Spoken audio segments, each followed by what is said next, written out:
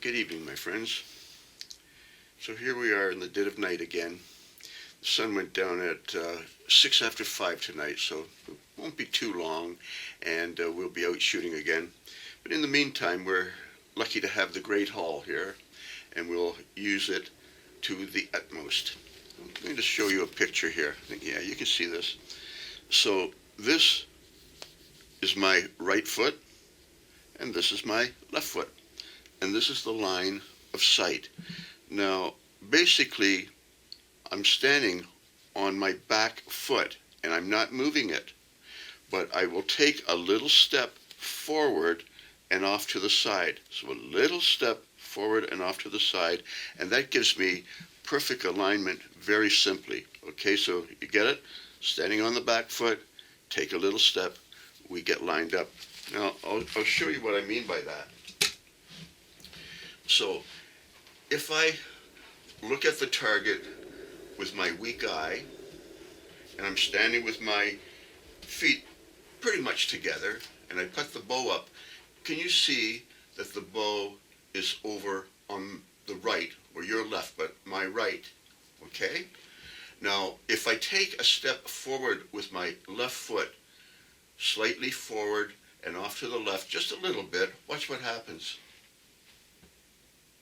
See how we're lined up? Okay, so you put the bow up, and now you just take that forward and to the left step, just a little one, and you're right on, proper alignment to start your draw. So that's how easy it is to get into our stance, okay? Anyhow, I'll be back in a minute. We'll do some shooting down the hall. Okay, my friends, let's just take a couple of shots here down the hall. And, we'll see how it goes. We'll just talk about shooting a little bit.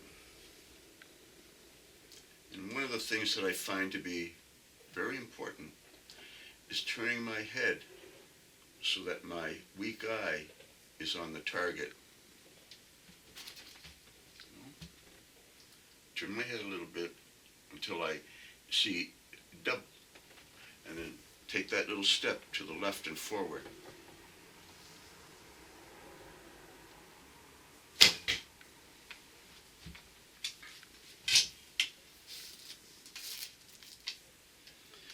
But it's fairly repetitive.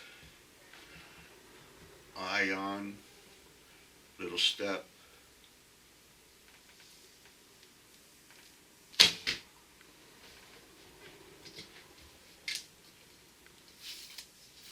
The idea is that turning my head, when I start to see double,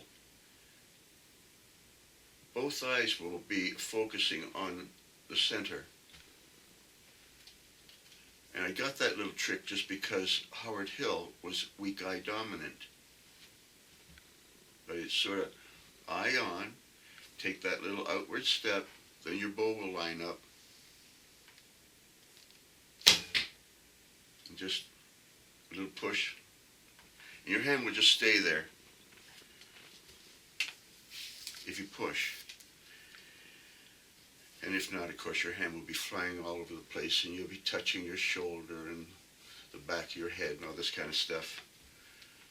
But the smoothest release is this type of release. So it's eye on, little outward step, hold the bow up, and it will be all lined up if you take that step. And just let her go, okay? So that's what I'd have to say right now, is just that. Turn your head and you'll see double, get double vision. Sometimes I call it split vision, but really split vision is when you're looking at the center and you know where your tip is. That's split. But doing this, even though it seems odd that you're looking for a blur, that's what I'm doing. When I first started, I would even close my eye because I didn't want to see a blur. I wanted to see everything all lined up. But now, both eyes, a little bit of a blur, put it on, and as you draw, you'll shoot that arrow right off the end of your nose. Anyhow, back in a minute. guys, something that's not talked about that much is strength. Strength is about 90% of shooting. Hand strength is about 90% of shooting. Hand strength. It's true. You can have poor or better quality equipment. Often that just means the price you're paying.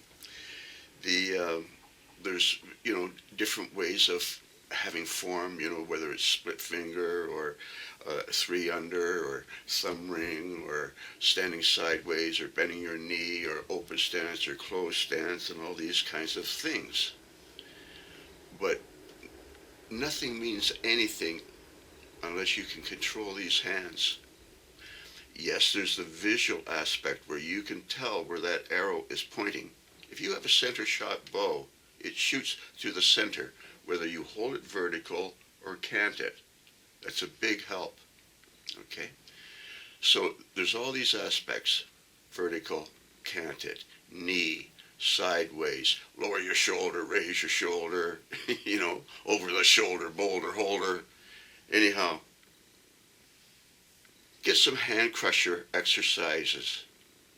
That's all you need to do, is get some hand crusher exercises and squeeze these things, 100, 150, 200 times a day until you get hands that can control that string, that can control the radius. That's really where it's at. That's really where it's at. It's strength. And that's what I advise you to do. Can't say it again. Anyhow, I'll be back in a minute. Okay, guys, we'll take a couple shots here. There was a guy, Ron LeClaire was his name. He's passed away now, but he had coined a phrase. He called it arrow alignment. It's a really good phrase, arrow alignment. And with a recurve bow,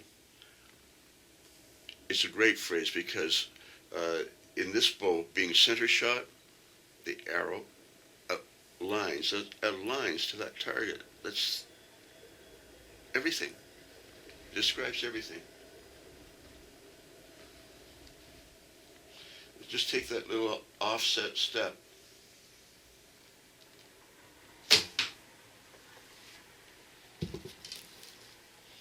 And that will put you on the line, because we're really trying to avoid all torquing. So if we can do a straight draw instead of a circular draw, a rotational draw, it's just better.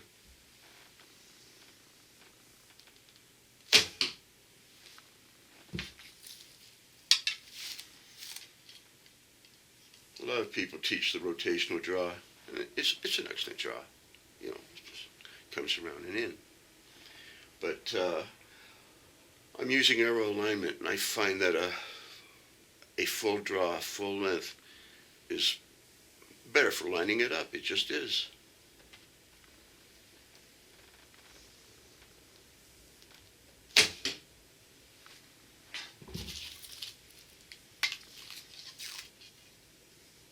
I always liken it to backing a truck down an alley. You can see the truck going and you go. You can tell exactly when that truck is aligned when it's coming down that alley. And the driver can too. That's what we're doing here. We're lining up the arrow to the target.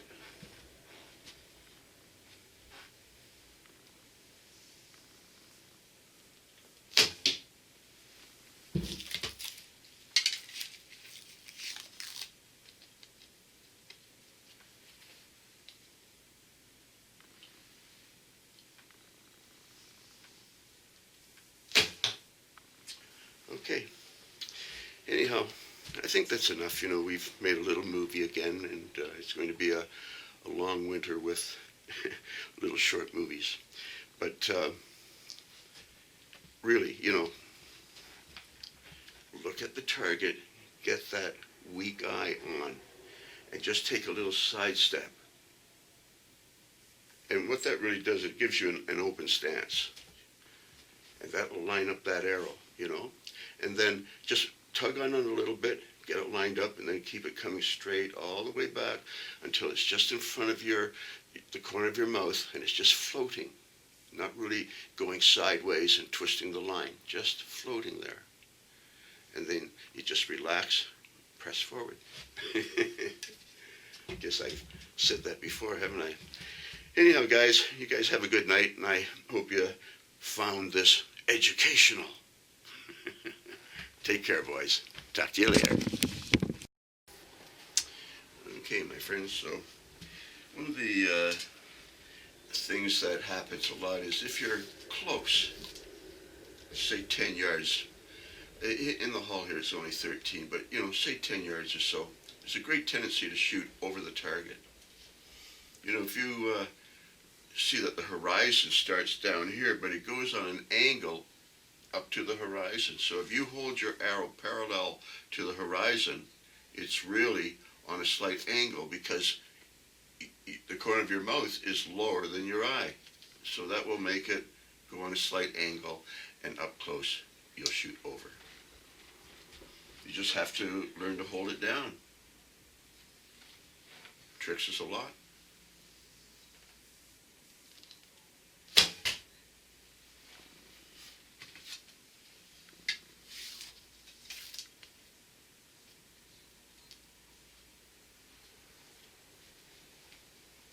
Yeah, there's a lot of optical illusions in archery.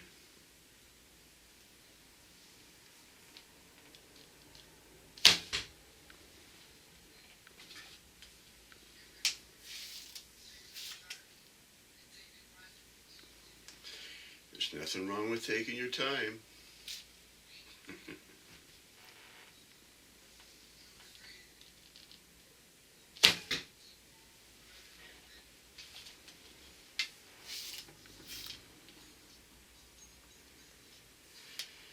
I'll tell you, if practice made perfect, I'd be perfect. So,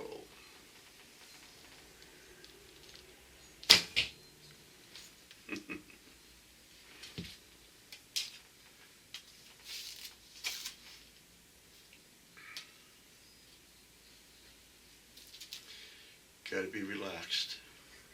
Gotta get that weak eye on. Got to get it so that you draw down the trough, and you have to correct it when it comes back. Those are the steps. You only have to practice it a few million times, and you'll start to catch on. Back in a minute. Okay, so guys, the visual things that you see. If you can see. Turn your head until you see a double vision. That's one thing. There's different things, you can actually see, if you look at the center of the target, you can tell if the arrow is off the slightest bit as it's coming back, so you can correct it. But your elevation will be a problem because you always have to see the elevation in your peripheral vision. So looking at the center, your left to right can be pretty good, especially if you have a center shot bow. But your elevation will be a problem. If you shoot instinctively, you will have a tendency to shoot a little bit high up close and a little bit low far off, but the middle range will be pretty good. That's gap compromise. After about 15 yards, that arrow starts traveling in a fairly straight arc. Not straight, but a fairly straight arc. So it's hardly ever above or below the line of vision. As it gets a little farther, now it drops off quickly, and of course eventually starts going straight down towards the center of the earth. So, instinctive, not bad for the middle ranges. Gap compromise. Make sure you're aiming low, up close. If you ever get into shooting pistols, and you're shooting things like IPSC, and you're doing something like a Mozambique where,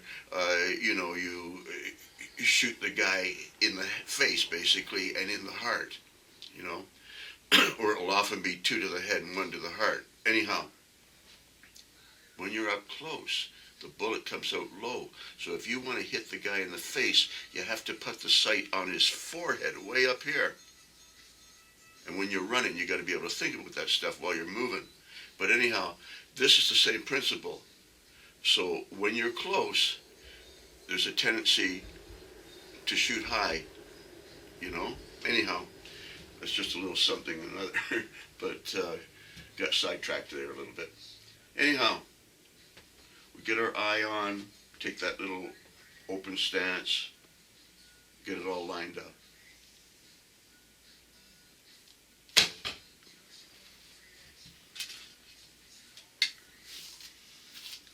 Now, with the point of aim, what you're going to find is that you're aiming exactly at the spot where the tip is going to be. And that's very good for elevation. Very good. Better than looking at the center of the target. But it's not good for left or right. So you have a choice. You know, you can look at the point of aim, be fuzzy on your left or right, or you can look at the center and have a harder time with your elevation. Take your pick. It's never easy. Never easy. But it's good to pick your spot before you shoot, you know, your elevation. Put your tip there.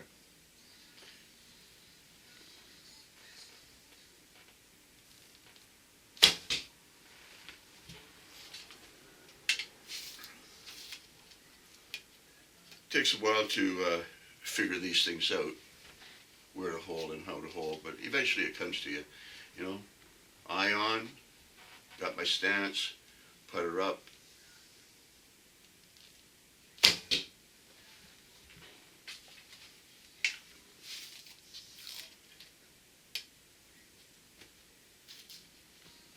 So I guess you're getting the idea.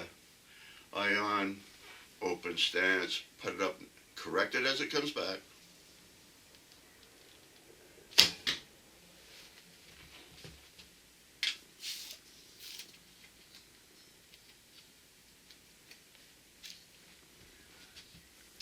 Eye on, open stance, put it up.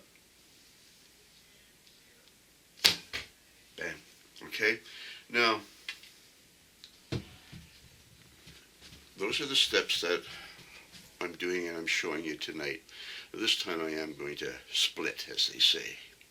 So that's what we're doing. We're taking a positive stance, which is slightly open, because every time we do that, the arrow just comes back perfectly straight. We're starting to bring it back slightly. When it lines up, then we come straight back to our anchor. We're anchoring just by the corner of our mouth, not quite right on it, but floating there. And we're relaxing that arm and letting all the pressure go right from our elbow, right through the hand and the target, or to the target. And we're just pressing a little bit and letting go, gentle enough that our hand isn't flying all over the place. Anyhow, hope you guys have a good night and have sweet dreams and think about what we're talking about. Okay, boys. Talk to you later.